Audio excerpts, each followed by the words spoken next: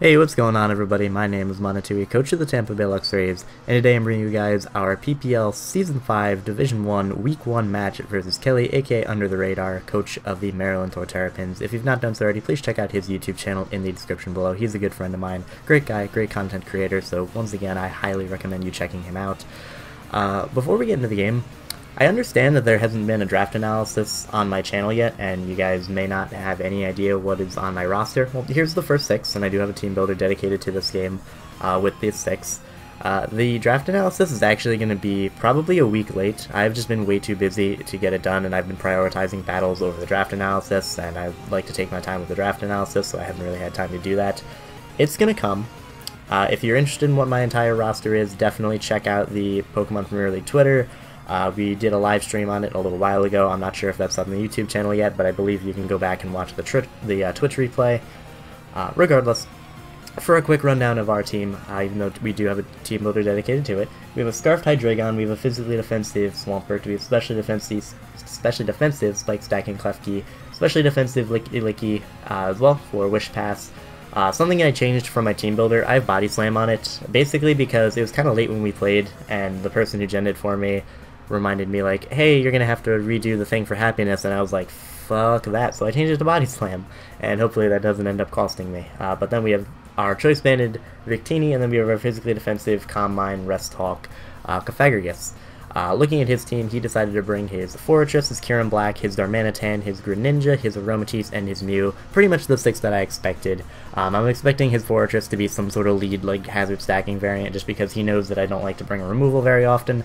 Plus, my removal is, in its entirety on my team, is actually Clayscore, which I didn't end up bringing, so he can freely set up hazards without me having any way to get rid of them. However, what I can do is set up hazards on my own, or, set up hazards of my own with my Swampert as well as my Klefki, because his hazard remover consists of Forretress, which I spin block with Cofagrigus, and he has Defog Mew, but if he does that, then he's getting rid of all the hazards that he has set up on my side of the field, and hazards hurt him slightly more than they hurt me. They still hurt me in terms of my Victini, and in terms of like all the things on the ground that can be hit by spikes, but they do hurt his team quite a bit as well, because everything on his team is grounded, which will take spikes neutrally, and he has 2 weaknesses to rocks. So without further ado, let us just get into the game. Like I said, I'm pretty sure he's going to end up leading with that Forretress, so I'm actually going to end up leading with my Hydreigon, because I can hit that thing with a Flamethrower, bring it down to sturdy.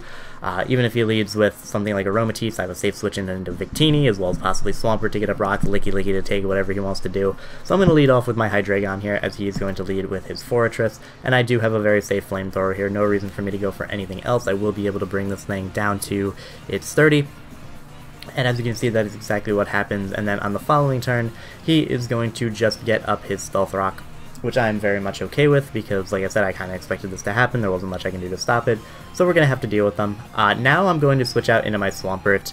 I'm actually damp on my Swampert, and I don't expect him to be Custap Berry, because Custap Berry is illegal, so we're going to just go out north Swampert. I am damp, so like I said, I can take an Explosion, or his Explosion won't work. I didn't think he'd go for Spike there. I think he would have wanted to switch out into Aromatisse, and this allows me an option, or the option, to get up my Stealth Rock here, which will kill Forretress on switching. However, he's going to make the smart play and go right back out into his Forretress. But good news is that he's not going to be able to spin, because I am Rocky Helmet, meaning if he goes for Rapid Spin, he dives to Rocky Helmet, and he's unable to get rid of the rocks. So he's just going to go for a layer of spikes instead. He's not going to be able to get rid of my rocks, and unless he has Defog on Mew, my rocks are there to stay. And if he does decide to go for Defog, he's getting rid of rocks on my side of the field, and he is getting rid of the spikes that are on my side of the field. So we're in a relatively good spot. Even though he was able to hazard stack me a bit, we are still in an okay position. Forretress is gone, which is really nice. He is now going to send out his Mew, and I have no idea what this is going to do, but I do have a relatively good check to it in my Klefki, because I do have the Toxic on this thing, and Synchronize will not bounce it back onto me, because I'm Steel type, which is very nice.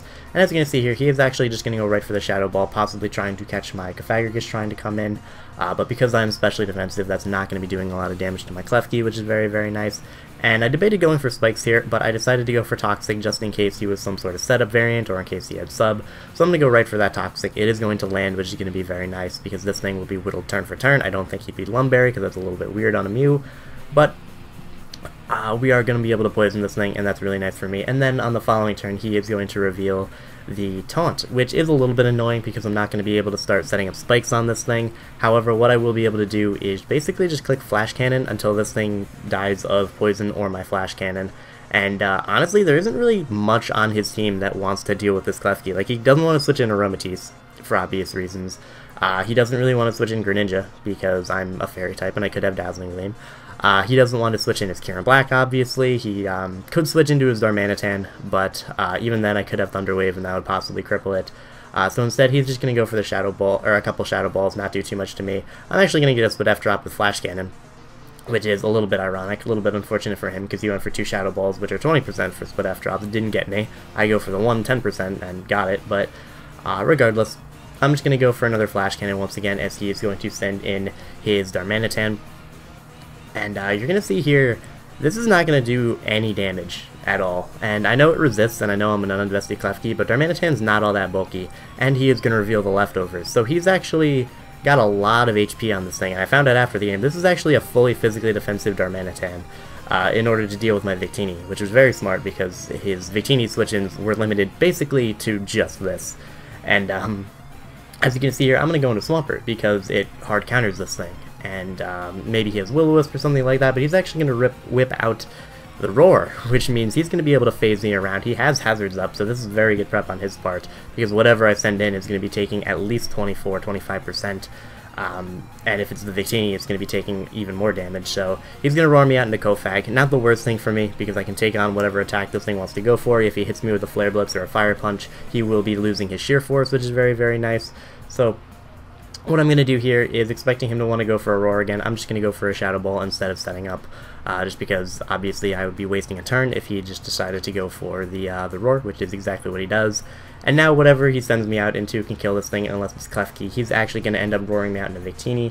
Not exactly what I wanted, because I have to take a ton of Hazards damage, and I can basically only switch in Victini one more time after I switch it out. But what the good news is, he is now in range of Banded Volt Strike, which is exactly what I'm going to go for. By the way, this is a really cool animation. Like, it gets all, like, cinematic and cutscene-y, and then he's just going to float back in on his little electricity, so that's, like, really cool. That'll probably be the thumbnail. And down goes Darmanitan, which is nice. Based on the fact that I was able to kill a fully physically defensive Darmanitan, he now knows that I am 100% banded, so he's just going to go right out into his Greninja.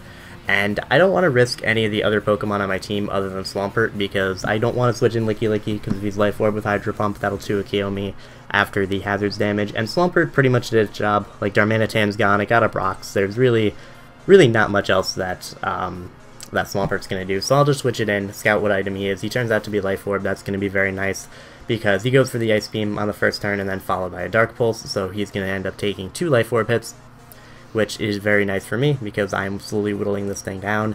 And now what I can do is go out into my Klefki, possibly threaten this thing with the Dazzling Gleam, but the main role that I want Klefki to do right now is just to get up a layer of spikes, because I really want to start whittling him down, and I want to even the playing field. He has a spike up on my side of the field, as well as rocks. I want to do the exact same thing, so I'm just going to go for a spike on this turn, as he's going to send in. Okay, sorry about the weird cut, my Camtasia ran out of space, but anyway, he's going to come in as I'm going to just go for the spikes like I was mentioning earlier. He did spitch out from his Greninja, which is really nice, because he actually could have knocked me out with Life Orb Hydro Pump if he had it. I'm not exactly sure if he would have killed me, but if he had Hydro Pump, that would have hurt a lot.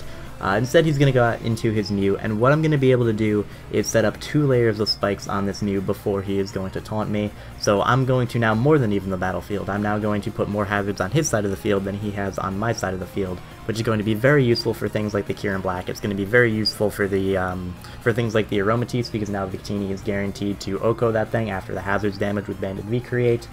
It's going to hurt the Greninja when it comes back in. He's only going to be able to switch in like 1 or 2 more times. Actually, he should only be able to switch in 1 more time, which is very nice after a Life Orb hit. So he's taunted me.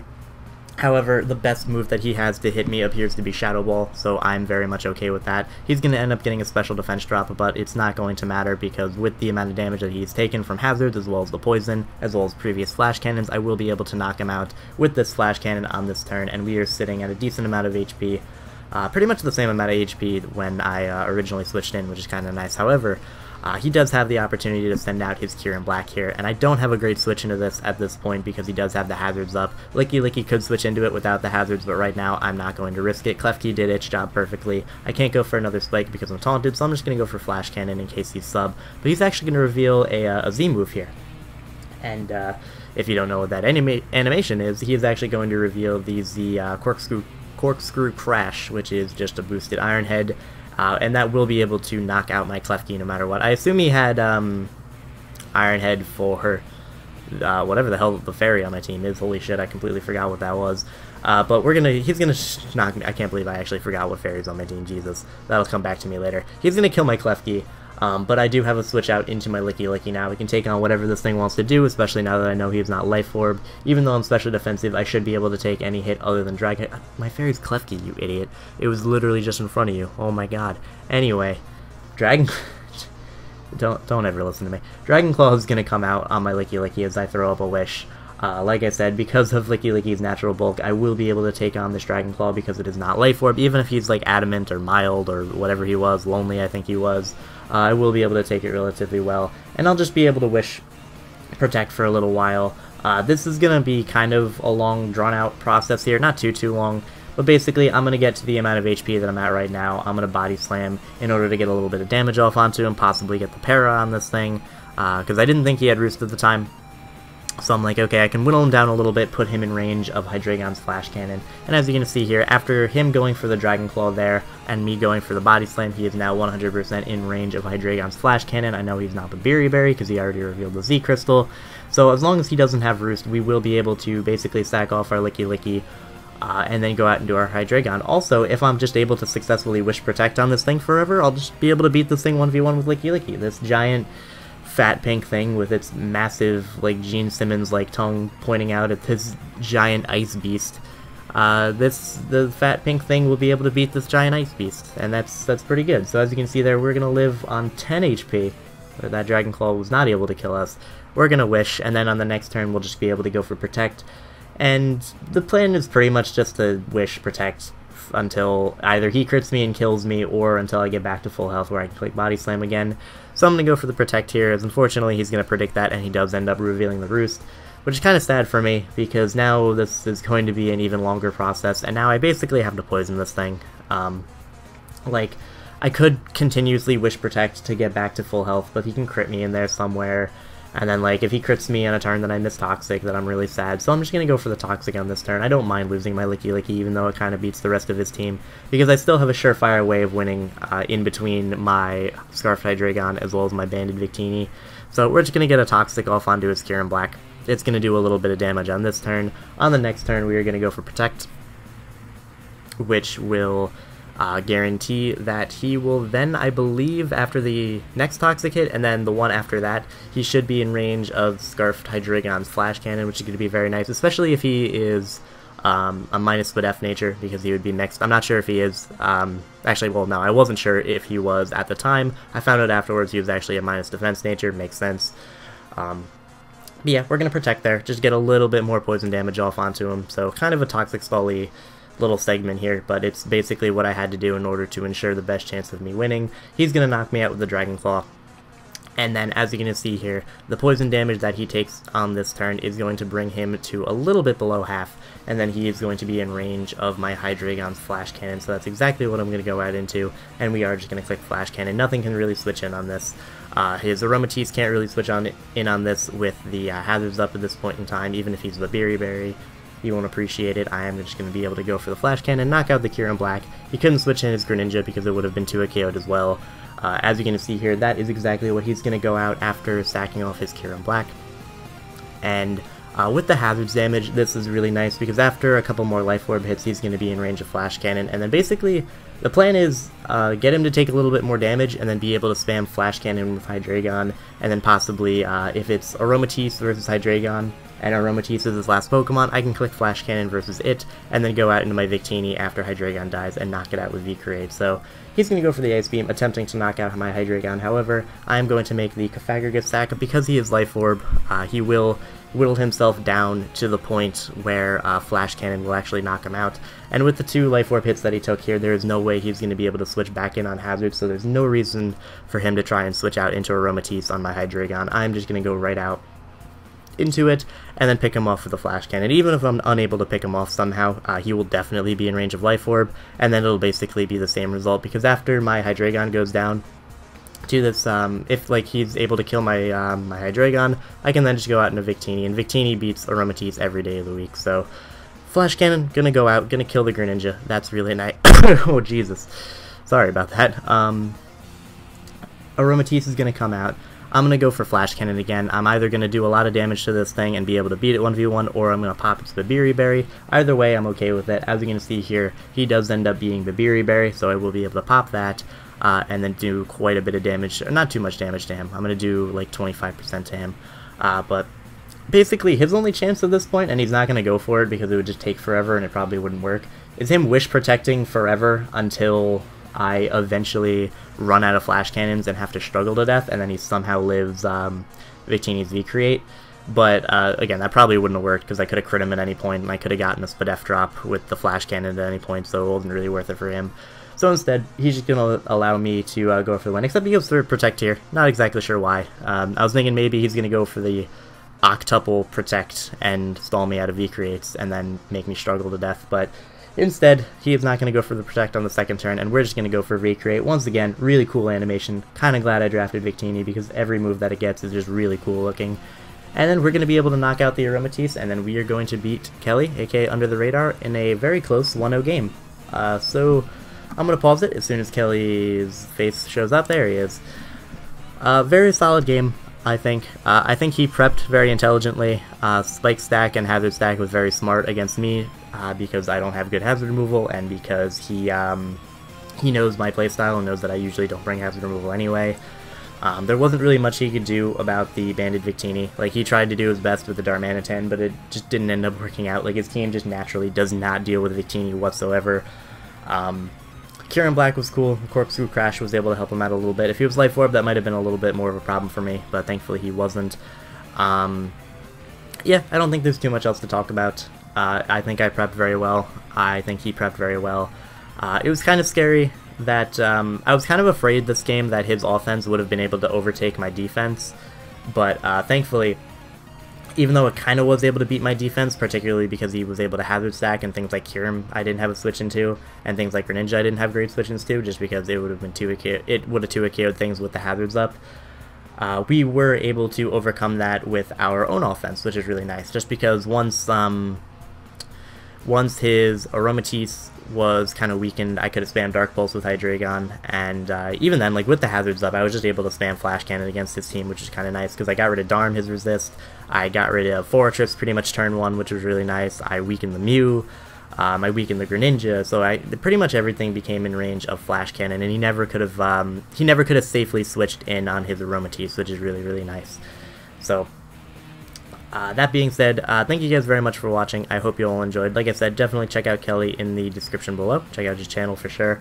And I will see you next week. Next week, I believe we're going up against Jordinez of the Southampton Sneasels, so I hope you're looking forward to that. And yeah, I'll see you guys then.